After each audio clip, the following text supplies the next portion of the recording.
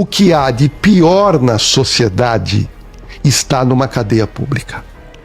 São pessoas que, a maioria delas, elas têm convivência complicada no dia a dia porque elas cometem crimes violentos. E uma coisa muito triste no nosso país, nós não encontramos ricos em cadeia.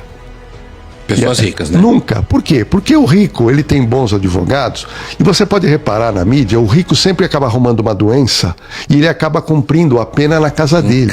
Prisão Isso é o domiciliar, fim né? da picada. Por quê? Porque eu lidei sempre com réu em cadeia pública, era réu pobre. E o réu doente, ele estava lá na cadeia.